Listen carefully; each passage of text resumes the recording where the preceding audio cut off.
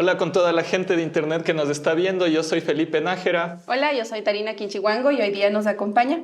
Paulina Bercuter Quinche, hola con todos. Hola chicos, gracias Hola. por invitarme.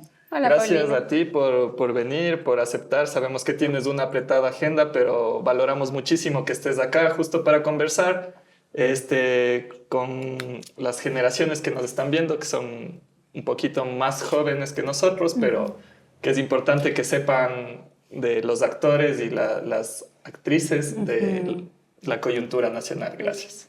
No, muchas gracias a ustedes. Bueno, Paulina, para empezar nos gustaría que nos cuentes un poquito qué edad tienes, de dónde eres, cómo te autoidentificas y a qué te dedicas. Bueno, Golpe. de una, yo soy Paulina Bercuter Quinche. Yo soy una mujer quichua imbabureña, soy de padre francés y madre quichua, tengo dos nacionalidades, soy ecuatoriana y soy francesa también. Pues vivo aquí toda mi vida y bueno, siempre este tema también de tener en mí pues dos culturas ha configurado un poco mi identidad, pero sí imbabureña de cepa. ¿Cómo ha sido eso dentro de tu niñez? Vivir con dos culturas al mismo tiempo, ¿cómo te ha influenciado a ti? Yo creo que me ha dado muchísima riqueza. Recuerdo siempre las conversaciones, primero pues vivir en un contexto donde había varias lenguas, pero quiero decir que en el caso de mi familia, mi madre ha tenido como un peso muy fuerte en cómo nos hemos identificado aquí, ¿no? Porque hubiésemos podido crecer quizás no como, al menos yo, no como una mujer quichua, ¿no? Pero mi madre tenía muy, muy claro lo que defendía en nuestra cultura y desde que yo me acuerdo, desde antes de los 4 años, pues me puso anaco, me fui a la escuelita con anaco y siempre tuve claro, pero también tuve muchísima influencia de la cultura de mi padre, sobre todo en la parte ya de la formación académica, luego el colegio, mucha lectura, porque en la época, pues, en mi casa, por ejemplo, veía mucha lectura, muchos documentos, muchos libros en francés o en español, pero muy poco en quichua, ¿no? Entonces ahí sí había un desequilibrio. Pero sin duda alguna los dos han tenido como una fuerte influencia, las dos culturas, pero voy a decir que la militancia de mi madre como una mujer quichua, como muy defensora de nuestra cultura, de nuestra danza, de nuestra lengua. Mi madre fue una bailarina, una de las primeras bailarinas en los años 70, activista por el quichua, activista por los derechos sexuales, por los derechos reproductivos de nosotras las mujeres en esos años, ¿no? Entonces creo que me marcó mucho y claro, pues la sensibilidad de mi padre, la sensibilidad social para hacer el trabajo social y pues esa vertiente de ser una familia que viene de las izquierdas. Qué chévere, qué bonito. Sí. Cuéntanos un poco cómo fue tu niñez, qué hitos hubo ahí que tal vez marcaron mucho lo que haces ahora. Creo que el haber tenido como una escuela bastante distinta. Mis padres en la época, yo siempre río con ellos, bueno, con mi madre ya no le tengo ahora, ¿no? Pero yo lo que les agradezco a ellos es que eran como muy hippies en la época, ¿no? Yo no fui a la escuela regular casi hasta los 15 años.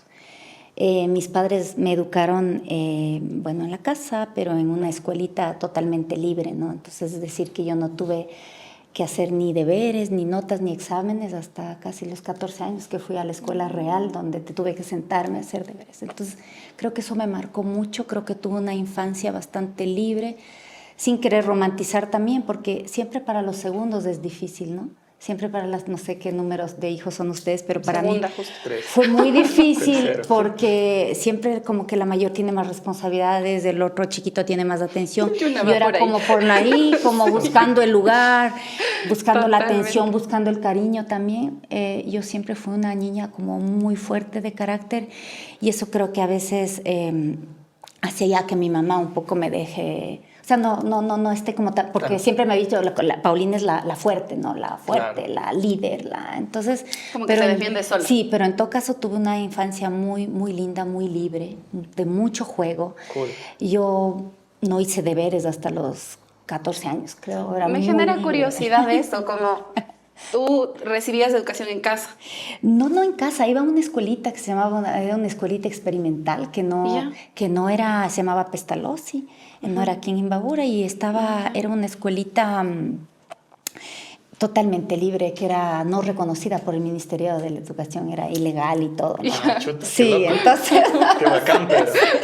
entonces imagínense en todo lo que era y mis padres apostaban a esa educación. Y eso creo que me ha dado muchas herramientas para enfrentarme a ciertas cosas, pero en las actividades que ahora hago y como política, también a veces siento que es complejo porque me cuesta mucho aceptar la autoridad. Y a veces yo soy autoridad. A la dinámica. Entonces me cuesta mucho aceptar la autoridad. Ajá. Pero lo lindo es que no le temo al poder, ¿no? Me gusta ejercer el poder, me gusta. Ya.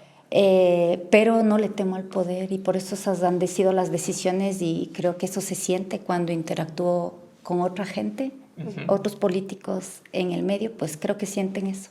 Ya, cool. Yo tengo ahí una pregunta antes de pasar ya un poquito a la vida profesional. A mí me genera curiosidad, en cambio, ¿tú qué prefieres en la comida, por decir? ¿Cuál es tu plato favorito? ¿O prefieres la comida francesa o la ecuatoriana? En mi casa mi mamá cocinaba, entonces de hecho primaba la comida nuestra, porque ella cocinaba, mi padre muy escasamente quizás el fin de semana, pero siempre hacía, por ejemplo, repostería, que es como algo muy típico francés, pies, pasteles, todo eso. Entonces, yo aprendí mucho la repostería y soy muy dulcera. Pero si me dicen cuál es mi comida favorita, no me gusta mucho la carne. Por ejemplo, me encanta el berro, las papas con berro, con pepa. Me encanta también las ensaladas y mucho la repostería también. Me gusta mucho hacer. Entonces, creo que las dos, aunque sí ha primado en mi casa, creo que más la comida tradicional, pero como mis padres eran agricultores, no se comía mucha carne. Y mi mamá era una mujer como una mujer quichua, pero muy, muy abierta a muchas cosas. Entonces ella cogía y hacía experimentos, como teníamos siempre mucha verdura, porque mis padres eran agricultores, pues ensayaba con muchas cosas y mezclaba cosas. Entonces me gusta un poco de todo. Claro, No tanto la carne, pero... O sea, ¿la carne roja o la proteína en general? Sí me gusta el pescado, pero la carne roja me cuesta un poco digerir. Y creo que con todo esto el estrés que una lleva también en estos... Hay opciones, sí, hay otras alternativas. Sí, y también por salud y por responsabilidad también. Entrando un poquito justo al tema de tu vida profesional, sabemos que estudiaste en la Universidad de Otavalo la carrera de Desarrollo Social, ¿no? Así Cuéntanos un poco cómo fue esta trayectoria, por qué decidiste estudiar esa carrera en un inicio. Bueno, yo no he tenido, así como les conté de mi infancia, que no tuve como una escolaridad normal, tampoco he tenido una educación normal. Me casé muy jovencita, me embaracé a los 21 años y yo estudiaba artes liberales en la San Francisco y me embaracé y dejé. Entonces me vine a Otavalo, empecé a trabajar en la familia con mi pareja y luego de unos años ya siendo mamá se abrió la Universidad de Otavalo. Entonces yo dije ya, siendo mamá voy a poder conjugar mis actividades como mamá en el trabajo y también tomar una carrera y estudiar en la noche. Y entonces ahí es como que yo en principio quería estudiar leyes y de hecho después ya no pude y finalmente estudié un poco lo que había y ahí me gradué en la Universidad de Otavalo. Fue una experiencia interesante, potente, porque finalmente creo que es otra cosa, una universidad pequeña en una provincia, es diferente que la capital. Y inclusive yo me gradué del colegio en Quito, en la Condamine, en el colegio binacional, que era muy cosmopolita, con un nivel cultural muy aniñado, con un nivel cultural muy elevado, académico muy elevado, inclusive respecto a Francia, ¿no? Inclusive los colegios internacionales franceses son así. Entonces fue una experiencia interesante porque me permitió conocer más realmente todas las fortalezas y las debilidades que también tenemos en Imbabura cuando nos graduamos, ¿no? Entonces ahí, pero fue una buena experiencia. Tuve a mi segunda hija en la carrera y siempre digo esto porque me parece interesante y no es por lanzarme flores, pero siendo mamá y todo, adulta y en todo, pues fui la mejor egresada de toda la promoción, de toda la carrera y con 2 guaguas. Claro. Y yo creo que si muchas compañeras me ven, yo les digo, O sea, las cosas se pueden lograr. Hay que esforzarse y hay que tener los apoyos, sobre todo, de las personas correctas. Exacto. Y ciertas condiciones también, ¿no? Y en este camino que ya llevas recorriendo tú, ¿de qué manera te acercas a la vida política y en qué momento? Yo desde niña quería hacer lo que estoy haciendo. Yo Ya. le decía a mi mamá que quiero ser presidenta. Y le acompañaba siempre a todos los... cuando ella tenía eventos de danza y todo. Siempre me ha gustado mucho la parte social, mucho esta interacción con la gente. En la universidad empiezo ya a tener como, a liderar ciertos espacios. Y cuando soy electa vicepresidenta del primer cabildo urbano de Otavalo, porque fuimos del primer cabildo en el 2013, empiezo yo ya realmente a decirme, este es mi camino y voy por la organización, voy por acá. Y ahí me proponen ser candidata a concejala en el 2014. Y ahí es que digo, yo soy buena para esto, pero creo que donde realmente dije, en realidad esta es mi pasión y es lo que quiero hacer en mi vida, fue cuando asumí el trabajo de directora provincial del MIES, que era con un trabajo con muchísima gente. En esa época, pues el Estado tenía muchos recursos, se hacía mucha política en el gobierno de la Revolución Ciudadana, y ahí yo dije, yo soy buena para esto. Y empataba lo técnico con lo político y empecé a crecer ya como mujer. Ahí me empezaban como a referenciar y yo dije, no, de verdad, yo puedo hacer bien este trabajo. Y ahí me enamoré de lo que estoy haciendo. Qué bacán. Chévere. Entonces, ¿vas cuántos años? ¿Como 10 años? Más, como 11 años, sí. Chévere. Sí, 11 años ya en la actividad política, organizativa, y después ya me encuentro con los feminismos y voy militando. ¿Y cuáles han sido como los retos más fuertes que has encontrado en estos 11 años de carrera política? Puede ser como banal lo que voy a decir, porque muchas mujeres dicen eso, pero conjugar todo este tema de la vida personal, la familia, ser mamá y tener una visión de la política y de mi propio ser como mujer distinta a la mirada de lo que se espera de mí, de lo que se espera como mujer, de lo que se espera como una mujer indígena. Eso es muy duro, ha sido muy duro y me ha golpeado mucho, pero creo que me ha dado fortaleza y también me ha llevado a seguir hasta ahora sin renunciar a muchas cosas por las que sigo haciendo política. ¿Qué significa ser mujer quichua para ti? Bueno, para mí yo me remito mucho a la historia de mi madre, a mi propia historia mismo. Pienso que una cosa es como nos ven hacia afuera y pienso que otra cosa es como nosotras nos vemos, ¿no? No pienso que haya como una esencia. Yo estoy en contra de esencializar las cosas. No creo que podamos decir, esto en realidad es ser una mujer indígena. Yo creo que mi posición política es que hay muchas maneras no es lo mismo ser una mujer indígena urbana que rural, las clases sociales, nosotros, eso hay que hablar. En el mundo quichua hay, al menos más, en el mundo quichua Otavalo está atravesado por el tema de la clase, hay una fuerte separación. Entonces creo que igual nosotros estamos atravesadas, las mujeres quichuas, por todas estas dinámicas de la clase, incluso del área geográfica, del área dentro de la misma provincia. Exacto, no es lo mismo pues estar en Jambugán que en el centro de Otavalo, que ser una mujer quichua en Quito. Yo mucho reflexioné alrededor de mi identidad, por ejemplo, cuando siendo adolescente yo iba al colegio, a la Condamín, con Anaco, y cómo me veía la gente, ¿no? Cómo me veían mis compañeros, cómo me veían en Quito, cómo una vez, y digo siempre esto porque eso me marcó, estando yo adolescente con mis compañeros en una calle en Quito, se pararon a decirme si yo quería ser la empleada de ellos, por ejemplo. Cosas así que nos ha pasado a todas. Y es más común de lo que parece. Que en Quito nos dicen Marías, o sea, ojalá esté cambiando, pero son tan cosas que nos han pasado a muchas de nosotras que siento que más bien estando fuera de mi provincia, fuera de mi familia quichua, me he sentido más expuesta como una mujer quichua, quizás de muchas quichuas que han vivido todo el tiempo en una comunidad quichua. Y por eso es que quizás a veces tengo una actitud tan combativa respecto a mi identidad que no tendría quizás una mujer que tiene papá y mamá quichua, ¿no? Es diferente, sí, es muy, y es muy cierto lo que dices y me parece súper chévere lo que mencionas de no esencializar, ¿no? Y es cierto, o sea, muchas veces nos preguntamos, ¿qué es ser indígena entonces? O sea, ¿qué es ser mujer y ser indígena? ¿Que el cabello, que el idioma? Y en realidad es mucho más complejo, ¿no? Es Claro, súper no, importante. sí, y yo veo, a veces veo que hay esta manera del mundo hacia afuera, pero hacia nosotros mismos muy confortable como esencializar esto, ¿no? Y muchas veces en la política con muchos dirigentes, sobre todo dirigentes hombres quichuas que me he topado, me dicen, usted no puede hablar en nombre de las mujeres quichuas cuando yo hablo de violencias, cuando yo cuestiono, porque me dicen, finalmente no, porque usted tiene padre francés. Este tipo de cosas, ¿no? Es decir, como usted no puede, porque usted no es pura.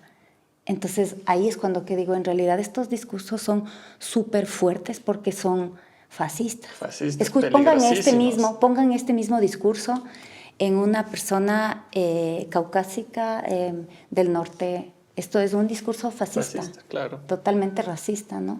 Y que lo que quiere hacer es callarnos a nosotras, disciplinarnos y seguir diciendo que todo lo indígena es bonito, que sí, que estoy muy orgullosa y todo lo que sea de mi cultura, que está bueno, de mis dos culturas le voy a poner adelante y es mi bandera de lucha y voy a seguirlo llevando.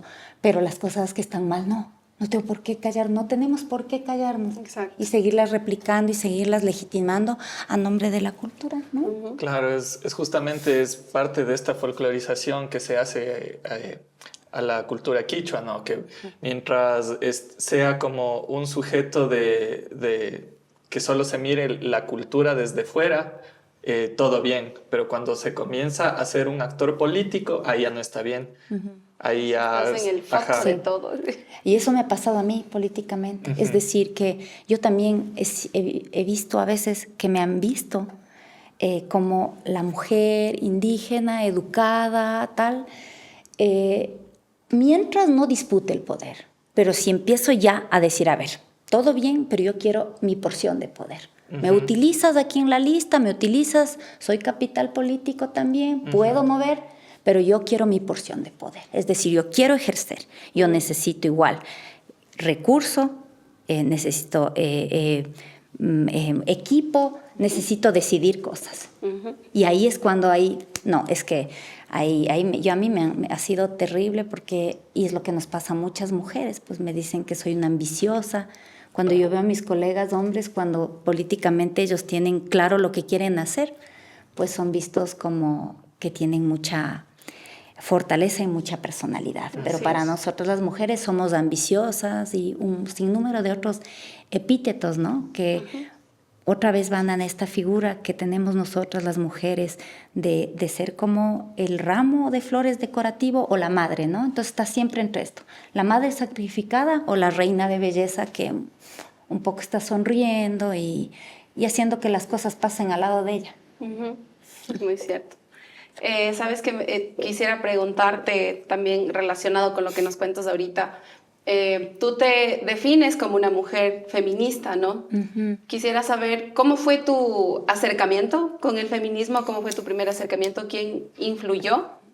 Creo que fue tu madre también en algún sentido, pero me gustaría que nos cuentes un poco de eso. Sí, primero decir que ha sido como, primero, empezar a entender y aceptar también, y para muchas, que no es un oxímoro, o sea, no es una contradicción decirme quichua y decirme feminista, o sea, concebir esas dos identidades en mí, ¿no? Eso ha sido como algo que creo que les pasó a muchas mujeres quichuas ahora, jóvenes sobre todo, ¿no? Porque te han dicho que más o menos si eres feminista estás desertando, estás traicionando, estás dejando tu cultura porque estás dejando de ser ese ser quichua, ¿no? Esas han sido varias de las reflexiones, pero yo como me acerco en el feminismo, creo que toda la vida, por mi educación, por mi madre, por mi padre también creo, pero sobre todo por mi mamá, que ya no se decía, pero no conozco mujer más feminista que ella, con todas las contradicciones, ¿no? Porque finalmente también fue duro para ella. Pero creo que esta conciencia más como lucida la tengo yo como mamá y como pareja. Ahí es cuando ya adquiero una sensibilidad y una politización de mi rol también, de cómo me veo. O sea, yo cuando me veo, cuando ya empiezo a pensarme como una política, como lo que quiero hacer de mi vida en la parte pública sobre todo, porque otra historia también es lo que una vive en la parte privada, ¿no? Y eso hay que politizarlo, pero es muy complicado también. Ahí yo empiezo a ver que en realidad qué calza conmigo, o sea, que ser quichua no me basta.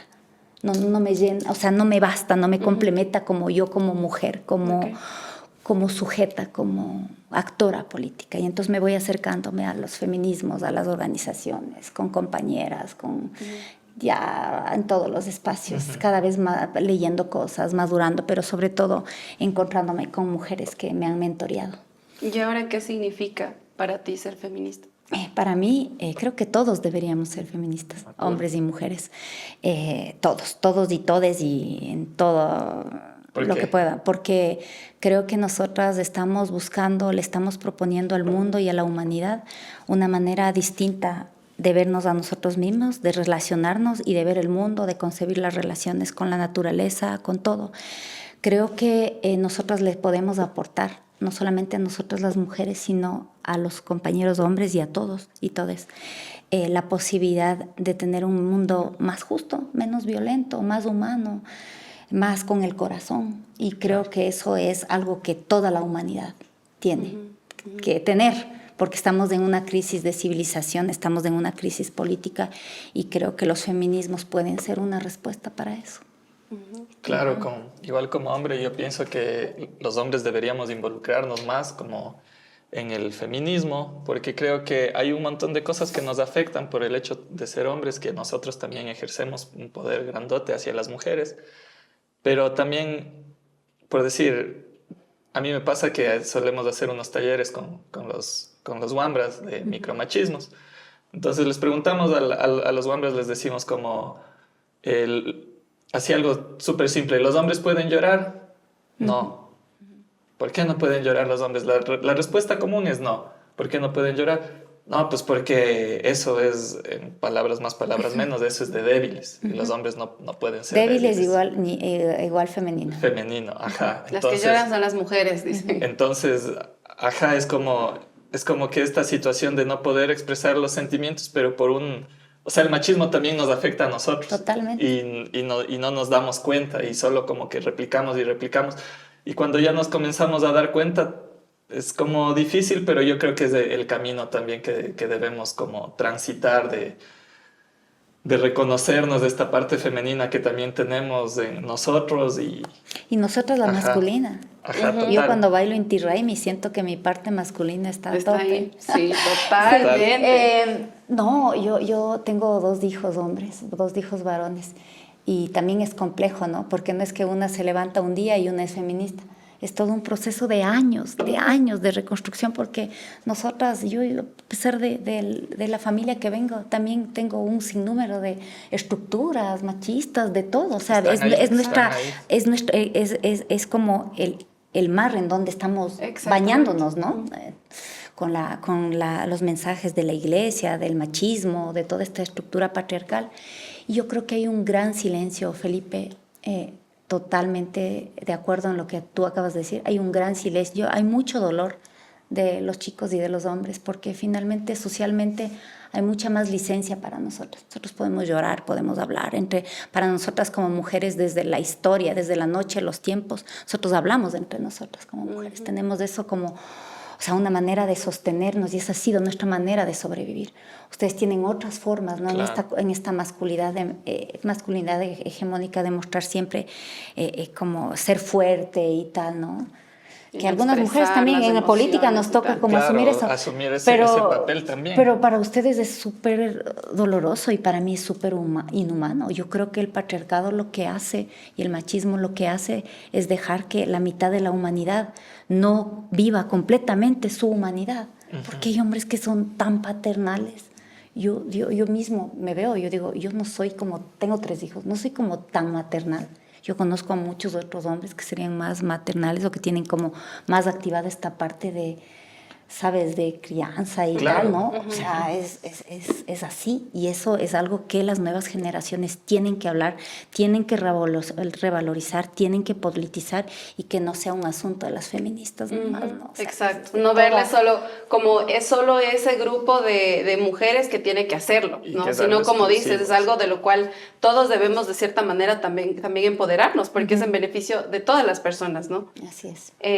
¿Cuáles crees que son actualmente los retos del feminismo? Varios, pero yo creo que sobre todo de no dejarnos llevar por esta ilusión que a veces podemos tener de que si alcanzamos todo en la institución, de que si alcanzamos todo en las leyes, está todo hecho. Creo que es necesario que nosotras podamos aceptar realmente toda nuestra diversidad. Dentro de todos los feminismos no Porque hay hay un un montón. consenso, creo que hay que incorporar mucho el problema de las diferencias de clase, el problema de la clase, el problema del racismo. O sea, para mí no está desligado. Siempre tengo que tener una reflexión como feminista alrededor de las tensiones, las diferencias de clase, el clasismo, la explotación económica, el racismo que existe en nuestros países, las diferencias del norte al sur, la geopolítica. Y también siento que los feminismos no pueden estar desconectados de lo que pasa con el mundo, con la naturaleza, con el extractivismo. Creo que es eso. Si no, pues, ¿qué estaríamos haciendo? Seríamos como un movimiento más del statu quo, y yo creo que somos un movimiento en toda su diversidad, como el más potente en el mundo, el más autónomo, y que le puede dar muchas cosas a la humanidad en términos también de cuestionar el sistema económico, de cuestionar toda esta política guerrerista, bélica, extractivista que nos lleva a la humanidad como estamos ahora, ¿no? Entonces, para mí es eso. No tengo todas las respuestas, pero siento que por ahí esos son los grandes desafíos, porque si no, ¿qué vamos a hacer? O sea, Totalmente. nos vamos a quedar como el marxismo del Claro, circo, o sea, hay que superar.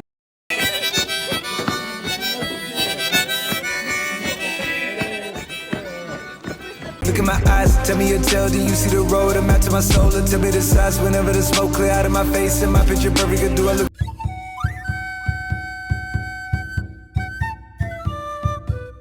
Bueno, vamos a dar espacio a las menciones de nuestros auspiciantes. Primero vamos a agradecer a la comunidad quichua de Chicago, que es uno de los principales auspiciantes de nuestro podcast.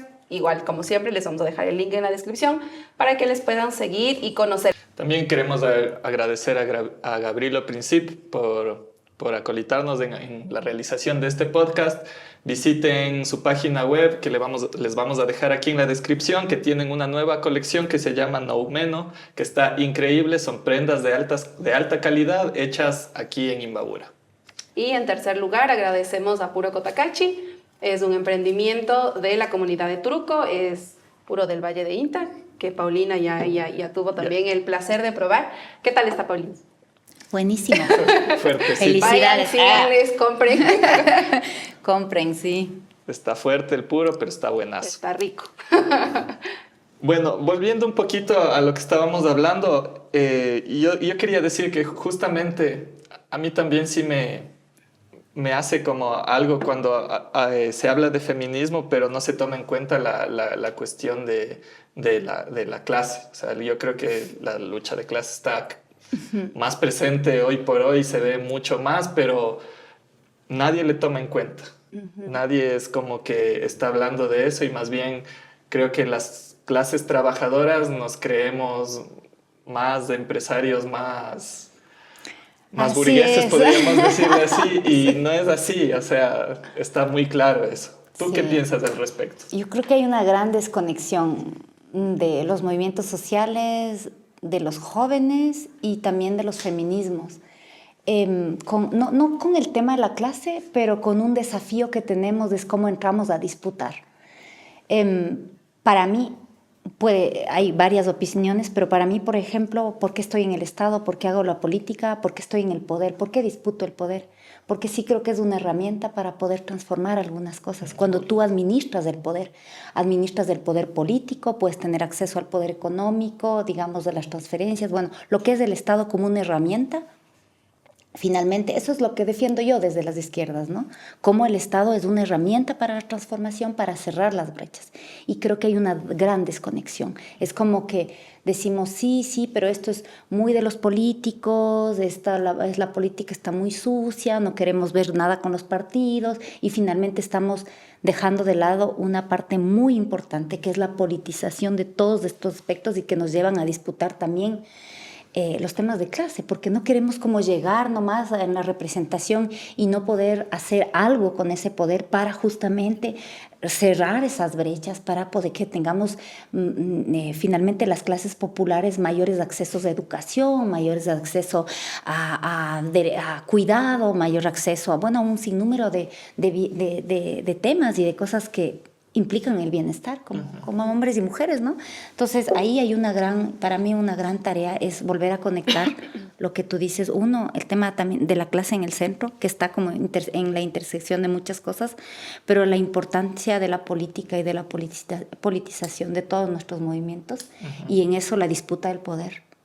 Y para mí o sea, sí, claro, hay militancias, cada uno decide cómo militar, pero en mi caso tiene sentido la disputa del poder, porque así yo creo que puedo también ayudar a transformar estas brechas de clase, de raza, de todas estas configuraciones históricas que nos llevan a que no todos tengamos las mismas opciones como ecuatorianos, como latinoamericanos, hombres, mujeres, indígenas, afro. Chévere. Entrando un poquito justo al tema de coyuntura, nos gustaría conocer cuál es tu postura sobre la explotación minera en la zona de Intag y Buenos Aires. Bueno, yo fui gobernadora, ustedes saben, y siempre he tenido como una postura a favor del respeto a lo que quiere la gente. Creo que eso es fundamental, creo que es importante avanzar, y además porque esa es parte también de mi apuesta como feminista, ¿no? He tenido como complicaciones también, porque ustedes saben que hay ciertas posturas, igual yo milito en un partido político y es parte como como dentro de los feminismos, del derecho a decidir. Yo siempre he decidido pues que nosotras tenemos derecho al aborto, los derechos de la naturaleza, siempre ha sido para mí también banderas de lucha, ¿no? Siempre, y esa sigue siendo mi posición, creo que hay que escuchar a las poblaciones, creo que hay que escuchar, creo que hay que repensar también y hay que hablar como sociedad. Eso creo que es una gran tarea que tenemos como sociedad. Tenemos que poner en discusión, sí, el tema, ¿qué hacemos si es que no vamos a la explotación minera? O sea, tenemos que sentarnos a volver a hablar del desarrollo. Es decir, ¿qué es lo que queremos como sociedad? Claro, o sea, ¿A qué estamos, por dónde queremos transitar?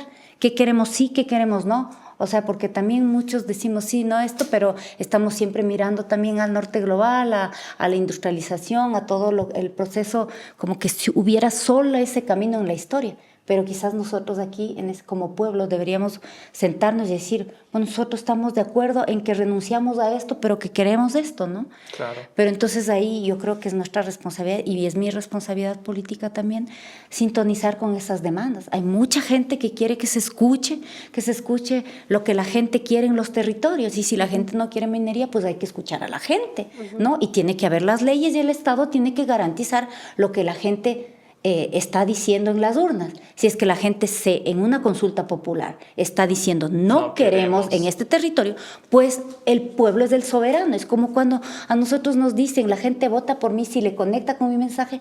Eso tiene que ser respetado. Esa es la voluntad popular y ese es el poder soberano, más allá de cualquier cosa, ¿no? Claro, estamos viendo justo hoy por hoy, estos días, cuando se está grabando este podcast, vemos en Palo Quemado cómo están entrando la fuerza militar, la fuerza policial, a reprimir a los campesinos, ¿no? Que son parte de este sector justamente por este problema minero.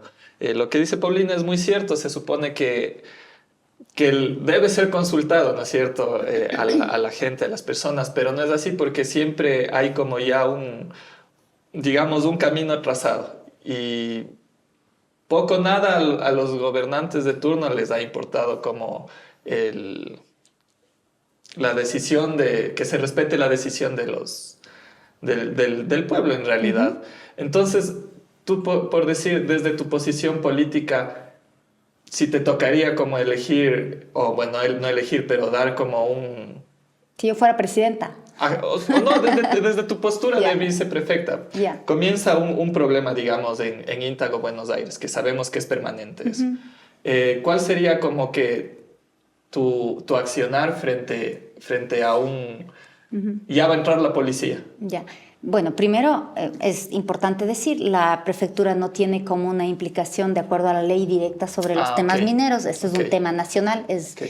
quien lleva la política minera es el Estado central a través del Ministerio de Minas. No es un tema del Ejecutivo en su nivel central nacional. No es un tema de las prefecturas. Pero en todo caso, yo como política y como viceprefecta electa en Imbabura, no puedo quedarme callada. Creo que eso es lo que pide la gente también de sus mandatarios, mandatarias, ¿no? Yo diría que se respete lo que dice la Constitución y nuestras leyes. Nuestras leyes son garantistas. Nuestras leyes promueven primero el derecho a la consulta y que los pueblos, y sobre todo pueblos de nacionalidades, pero los pueblos se puedan pronunciar respecto a su destino. Entonces yo lo que le pediría al Estado y le demandaría pues al Poder Ejecutivo es que haga efectivo y que esa concreción de los derechos, que así tiene que ser. Claro, bacán. Exactamente. Ahora, yo te quiero preguntar también, ¿tú qué piensas acerca del 15% de IVA? ¿Sirve para financiar la guerra que está haciendo el Estado contra las mafias y contra eso? Yo no le he visto a ningún cabecilla, no hay. Yo lo que voy a decir me puede costar mucho, porque siento que para la mayoría de gente y para la mayoría del Ecuador está como bien posicionado esto de hacerle la guerra a los grupos, ¿no? Pero es un discurso muy peligroso. Yo pienso, no estoy de acuerdo, creo que fue erróneo plantear, no estamos en una guerra nacional civil. Yo no estoy de acuerdo con esa postura porque creo que eso da mucha licencia para que se vulneren muchas cosas y que se olviden muchas cosas esenciales también. Yo creo que para ser más responsables es, por ejemplo, no desmantelar el Estado, no recortar los presupuestos en educación, que los jóvenes tengan opciones para hacer arte, para tener educación, para tener becas, que cuando vayamos al centro de salud tengamos medicina, que tengamos centros infantiles abiertos, que yo tenga más recursos para el Warmi. O sea, todas estas cosas creo que en realidad son más efectivas que declarar una guerra. Creo que eso es algo muy peligroso y que es un recurso que tiene la derecha para ponernos otra vez entre los buenos y entre los malos. Entonces, como hay buenos y como hay malos, se polariza la cuestión. Entonces, si tú dices algo en contra, eres antipatria. Entonces te callan. No puedes decir nada, no puedes pronunciarte en contra del IVA, no puedes pronunciarte para más presupuesto para nosotras, para luchar contra las violencias. Entonces te tienen calladito con el miedo. Entonces creo que eso es muy peligroso y yo lo que sí creo es que tenemos que dejar nosotros quizás de decir eso, sino que es la gente, las organizaciones, los jóvenes, tienen que politizar y empezar a cuestionar eso, porque enseguida nosotros nos van a decir, no, pues claro, al menos como ella quiere ponerse tal porque va a ponerse en contra de la consulta y tal. Yo creo que finalmente la consulta no va a resolver nada. Totalmente. Porque Yo creo que más bien abordando la base tampoco, ¿no? No, o sea, siempre es ir a las... No, yo creo que más bien es como un endoso para la popularidad del actual mandatario camino a lo que van a ser las próximas elecciones presidenciales. Entonces ahí hay que buscar información, ustedes, estos espacios, por eso gracias a la comunidad quichua de Chicago que apoya estos espacios de crítica, de construcción de pensamiento, porque es fundamental, porque si no vamos a seguir pensando que las cosas se solucionan con más armas. Exactamente. Y no es así. Siempre sigues atacando como las ramas, pero no te vas a la raíz, ¿no? Y justo en esta parte me gustaría mencionar, a mí me parece que lo que van proponiendo en el proyecto de Warmi Imbabura, que como te conversamos un poquito hace rato, hay un montón de ejes, justamente también aborda todas las desigualdades que como sociedad vivimos y que se deben trabajar para que con el pasar del tiempo pueda ir mejorando las condiciones de vida de los ecuatorianos y por ende también eso afecte a la seguridad que tanto ahora hablamos, no es un tema muy en auge como la inseguridad a nivel nacional. Y justo lo de la guerra que dices, no es una situación de guerra, es que no estamos abordando las raíces del problema en realidad. Entonces, un poquito cuéntanos como a breves rasgos, ¿Cómo ves tú desde el proyecto de Warmi Imbabura que se puede combatir la inseguridad? Yo creo que para hablar de inseguridad, como decía hace un momento, no podemos dejar de pensar cómo necesitamos desde el Estado invertir en lo social. No es posible, no es posible. Vuelvo a decir, no es posible no vamos a solucionar la inseguridad y lo que pasa con muchos jóvenes. Las cárceles, veamos de quiénes están llenas las cárceles. Aparte que se ha racializado terriblemente. Las o sea, cárceles la guerra es están llenas racializada. de hombres jóvenes afroecuatorianos o indígenas. De eso están llenas las cárceles en el Ecuador. Entonces, ¿qué tenemos que hacer? Tenemos que dar mayores niveles de atención desde el Estado justamente para poder dar más opciones en recreación, en trabajo, en muchas cosas para los jóvenes que ahora están, digamos, y no es, bueno, es la sociedad en general. Entonces, creo que desde Warmi nosotros le apostamos a un trabajo alrededor de los derechos, un trabajo alrededor de la alimentación soberana, un trabajo alrededor de desmontar todas las violencias en todos los espacios, sobre todo en los espacios comunitarios. Ese es otro mito, será otro podcast cuando hablemos de las violencias, sobre todo en territorios quichuas, aquí en Imbabura. Esa es la apuesta que nosotras tenemos porque creo que por ahí estamos trabajando mucho el tema de la seguridad. Si un chico, una chica se sienten amados, se sienten respetados, crecen en una familia con referentes saludables, pues creo que va a ser mucho más difícil que pues vaya al consumo, que vaya a reclutar, a llenar las filas de una pandilla, de una organización, ¿no? Entonces, el proyecto Warmi es un proyecto muy ambicioso, tiene varios ejes, el tema de la violencia, el eje de los derechos, de la alimentación soberana, del emprendimiento también de los jóvenes, y bueno, creo que esa es la apuesta. Estamos ahorita buscando cómo poderlo financiar, porque esto de los recortes presupuestarios nos ha afectado mucho a los gobiernos seccionales, a las prefecturas también, pero el acuerdo político que tengo yo con mi binomio, con el prefecto, es que no se tope lo social. Entonces, ahí estoy sosteniendo, porque Warmi tiene que estar ahí como una respuesta, como un faro, porque no, ayer decía con mi equipo de trabajo, nosotros no podemos dejar de radicalizar el discurso, por el miedo que nos tachen de radicales, o no podemos, es que no podemos frente a lo que está pasando, si no nos va a tomar el miedo y todo el mundo va a quedarse callado porque estamos en guerra y no es así. Claro. Entonces, ese es el desafío. Se nos está acabando el tiempo más por tu agenda, que ya nuevamente agradecemos que estés acá. Sí, totalmente. Yo quiero hacerte un pequeño jueguito, esto es súper improvisado. Ya. Te voy a decir unos nombres. Ya. Y tú me vas a decir lo primero que se te venga a la cabeza. Ya, lo primero. Ya. No hay respuestas buenas ni malas. Ya. Tránsito a Maguaña. Referente. Ya. Rafael Correa. Compañero. Ya. Mario Conejo. Opositor. Daniel Novoa. Guerra. Rosa Luxemburgo. Compañera. Cool. Ya, ese es el juego, mucho. Bueno, y vamos a terminar con la sección de preguntas. Entonces, nosotros finalmente pedimos preguntas al público, ¿no? Yeah. Entonces, personas que bien pueden conocerte o que no pueden conocerte, aunque la mayoría te conoce. Yeah.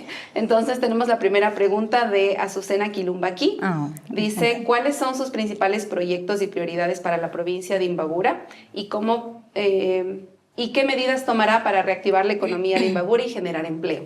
Bueno, hola Azucena. Primeramente, mis principales proyectos son el proyecto Warmi Imbabura, desde la Dirección de Género y Derechos Humanos. Tenemos ahí un trabajo amplísimo y un gran desafío, porque siento que frente al gran problema que es la violencia, apenas llegamos, creo que con un poco para enfrentar esta violencia. Lo que quisiéramos es erradicar las violencias en toda su dimensión de todo el territorio de Imbabura, notablemente en el territorio rural, poder acercar la justicia a muchos niños, niñas, mujeres, adultas mayores, y recuperar la confianza que tenemos las mujeres en acceder a la justicia, en los servicios y en la reparación que podamos dar. Ese es como mi mayor anhelo. En el tema de reactivación económica, le estamos apostando sobre todo con la prefectura a poder finalmente dotar de vías que creo que eso es una de nuestras mayores funciones como prefectura, y creo que por ahí podemos sostener, por ejemplo, a los agricultores, a los emprendimientos, porque, por ejemplo, en muchos cantones, Cotacachi, en la región en toda la que es la zona de Íntago, Pimampiro, que viven de la agricultura y que puede ser una opción para una forma de vida, ahora que hablábamos de minería y tal. Realmente si el Estado, si no proponemos como vías dignas, vías en buen acceso, o sea, ¿cómo hacemos para intercambiar, ¿no? Entonces, creo que nuestros grandes esfuerzos son para responder también a esas grandes demandas de vialidad que tenemos en toda la provincia, y por ahí no vamos a escatimar. Ahí sí le pido a Imbabura que nos entienda también. Durante mucho tiempo la prefectura ha hecho otras cosas, por ejemplo, auspiciar fiestas y tal. Creo que tenemos que ser responsables, tenemos que responder a la prioridad. Muy de acuerdo con lo que dices. Qué Muy bueno de acuerdo, que sí. digas eso. Al fin. Es muy cierto. ¿Quieres hacer la otra pregunta? Sí, acá dice, bueno, esto ya un poco ya lo tratamos, pero dice, ¿cuál fue el detonante para involucrarse en la política y cómo te identificaste con el partido en el que ahorita estás militando? Bueno, yo por mi historia familiar siempre he venido desde la izquierda. Esas han sido como yo sí creo en que hay posturas, en que hay ideologías. No estoy de acuerdo con esto del fin de las ideologías. Sí creo, son cosas hay ideas que me mueven como política. Creo que ¿por qué escogí el partido? Nunca, porque finalmente estuve como en la militancia, me invitaron a participar y concebí que el proyecto político que se proponía recogía varias de las apuestas que yo tengo como mujer y como política. Nunca va a ser como un cheque en blanco, al menos como mujer y como feminista, como quichua. Siempre siento que en cualquier partido político, inclusive de la izquierda, no logro como todas las cosas, pero creo que sí es importante para avanzar, creer en un proyecto político, valorar lo importante y caminar hacia ello para disputar el poder en los espacios. Chévere. Dentro de eso, yo solo ahí chiquito, ¿la Revolución Ciudadana todavía tiene el ala fuerte de izquierda? Verás, creo que como en todos los partidos de izquierda, como pasa en Pachacuti, creo que todos tenemos nuestra derecha.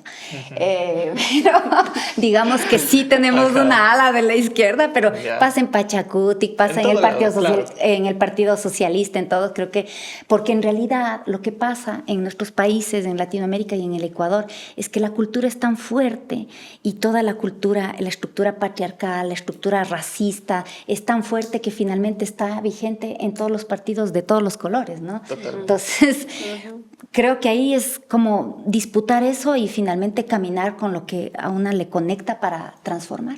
Muy Chévere. bien. Hay otra pregunta que nos hacen, me parece súper chévere. Dice, ¿qué consejos le daría a las mujeres jóvenes que quieren incursionar en el mundo de la política? Yo les diría que primero hay que armarse de mucho coraje, de mucha fortaleza, de mucho amor, y buscar un grupo, un equipo de compañeras y compañeros que les sostengan mucho, porque a veces puede ser la familia, otras veces no es la familia. Entonces hay que tener mucho acompañamiento para poder sostenerse, sobre todo en la parte emocional. Claro. En la parte física, en la parte emocional. Entonces con eso, pues yo creo que los caminos se van abriendo. Cuando uno está fuerte emocionalmente, creo que lo demás puede venir por añadidura. Entonces hay que tejer red, tejer organización, siempre no pensarse como una, eso es clave en política, no pensarse como una, sino pensar en colectivo, pensar que todo es en organización y ahí una es más fuerte. Qué hermoso. Y ya para finalizar, ¿tú crees que para aquí al 2025, más bien, no tú crees, cómo ves tú el panorama de las izquierdas de aquí al 2025? Se nos viene ya elecciones, esto sabemos que es un año electoral. ¿Cómo ves tú las izquierdas? Porque ya vemos como varios perfiles que se van dando, nombres que van saliendo, pero yo le veo, la verdad, como que a los partidos tradicionales de derecha, muchísimo más fuerte de todo lo que representa la izquierda. Coincido con tu visión, no quiero ser positiva porque siempre creo que hay que guardar ese fuego, ¿no? Y esa esperanza de que podemos seguir caminando. Pero me parece un escenario muy complejo. Yo siempre digo lo que se discute a nivel nacional y que muchas, y voy a decirlo, muchas mujeres lo hemos fraguado aquí en la localidad, haciendo política en lo local, en los cantones. Creo que sí es posible la unidad de las izquierdas. Creo que hay que pensar en tejer esos puentes para proyectarnos a largo plazo. Pero a veces lo que siento es que en los niveles nacionales, por muchos egos, por muchos, a veces por no ser más humildes, por no pedirnos perdón de lado y lado, podríamos tejer puentes muy importantes que nos proyecten de aquí a largo plazo, ¿no? Entonces yo le veo muy complicado. Siento que la derecha está muy fuerte por todo este discurso guerrerista, por todo lo que, vuelvo a decir, los malos y los buenos, y porque como no hay mucha licencia social para ponerse en contra de la guerra y tal. Pero le veo muy complejo, pero yo hago un llamado otra vez a todas las izquierdas de todos los colores que nos podamos unir, y si no lo pueden hacer a nivel nacional, hagámoslo, fraguemos nosotros aquí en lo local, con ustedes, con todos, con las mujeres, pueblos, nacionalidades, con las diversidades sexuales, con las personas que estamos buscando otra forma también de relacionarnos con nuestra naturaleza. Hagámoslo. Gracias. Eso. Muchísimas gracias, Paulina, por el tiempo. Se nos fue más de lo que pensamos, pero te agradecemos que tengas la apertura de estar acá. Esperamos de ley invitarte en otra oportunidad. Necesitamos hablar más. Se nos quedan sí, cositas. se nos quedan algunas cosas por el tiempo, pero agradecemos y valoramos mucho que estés acá.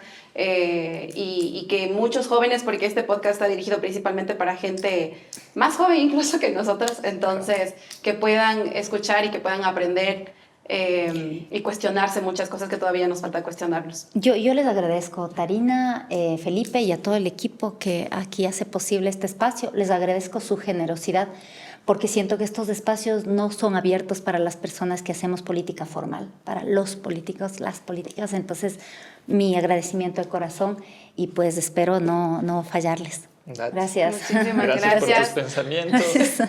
Amigos, gracias a todos los que nos ven. Esto fue Killcast, episodio 4 con Paulina Bercutier. ¿Auspicios o nos vamos? ¿Auspicios? Sí, auspicios. Para finalizar, bueno, agradecemos a la comunidad quichua de Chicago por todo el apoyo que nos han dado para poder iniciar este podcast. Les deseamos siempre lo mejor. Les invitamos a seguirles en sus redes sociales, a saber lo que hacen, si van a Chicago, visitarles. Y dale con el segundo auspicio y después doy el regalo. Además queremos agradecer a Gabrilo Princip por hacer posible este espacio. Te agradecemos un montón. Conozcan toda su nueva colección Noumeno, que va a estar aquí en la descripción. Gracias por hacer esto. Y también un agradecimiento especial a Puro Cotacachi, un emprendimiento de Jesús y Katina de la comunidad de Turuco. Entonces pueden seguirles en sus redes, visitarles, consumir y todo. Y finalmente, Paulina, nosotros quisiéramos hacerte la entrega de este pequeño presente. Es un trabajo que hacen las mujeres del proyecto Tarpu y de Fundación Kilcay. ¡Ay, qué bonito! Ellas hacen las manillitas que tú ves, las hacen ellas. Las suelen vender al por mayor, pero no siempre es un trabajo bien valorado, entonces nuestra intención es que este trabajo sea mucho más valorado. Y también las velitas son de cera de soya, las hicieron ellas, al igual que los jaboncitos.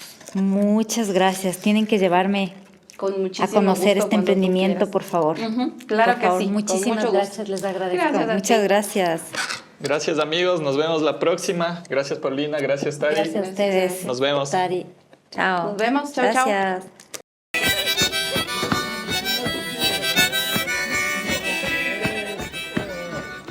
Look in my eyes, tell me your tale, do you see the road? I'm out to my soul, and tell me the size. Whenever the smoke clear out of my face and my picture perfect, do I look